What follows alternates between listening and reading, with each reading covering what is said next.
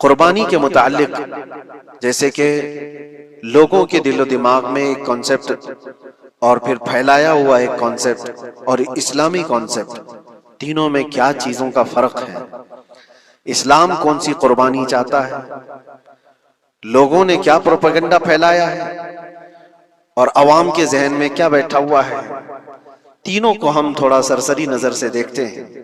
سب سے پہلی چیز تو یہ ہے اسلام جس قربانی کی بات کر رہا ہے، قرآن میں اللہ فرماتا ہے لن ینال اللہ لحومها ولا دماؤها، نہ تمہارا گوشت نہ تمہارا بہایا ہوا خون اللہ تک پہنچتا ہے، ولکن ینالہ التقوی منکم، بلکہ اس کے پیچھے جو تمہارا تقوی ہے وہ اللہ تک پہنچتا ہے۔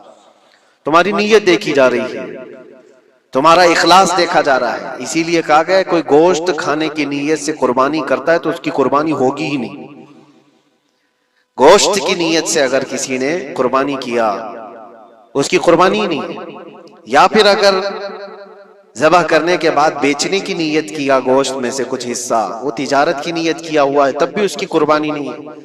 قربانی صرف وہ ہے جو خالص اللہ کی رضا کے لیے کرے، جو اللہ تعالیٰ نے حکم فرمایا مجھے اور اللہ کریم کے حکم پر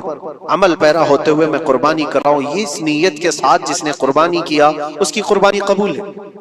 یہ اسلام چاہتا ہے آپ کی قربانی۔ اور لوگوں کے دل و دماغ میں جو اکثر بیٹھا ہوا ہے وہ یہ ہے کہ موسم آ رہا ہے، سب کر رہے ہیں تو ہم کو بھی کرنا چاہیے، اور کچھ لوگ فیشن کے طور پر، کچھ لوگ بچوں کی ضد پر قربانی کر گئے۔ یہ لوگوں کے ذہن و دماغ میں بیٹھا ہوا ہے۔ نہیں میرے عزیزو، جو مالک نصاب ہے اس پر قربانی واجب ہے، یہاں تک کہ اللہ کے نبی صلی اللہ علیہ وسلم نے ارشاد فرمایا استطاعت ہونے کے بعد، مالک نصاب ہونے کے بعد جس نے قربانی نہیں کیا، حضور فرماتے ہیں وہ ہماری عیدگاہ کے قریب بھی نہ آئے۔ حضور اکرم صلی اللہ علیہ وسلم فرماتے ہیں وہ ہماری عیدگاہ کے قریب نہ آئے۔ اس کے لیے دنیا میں یہ وعید ہے تو آخرت میں اس کا عذاب اور ہے۔ تیسری چیز جو پروپیگنڈا کیا پھیلا ہوا ہے قربانی کو لے کر،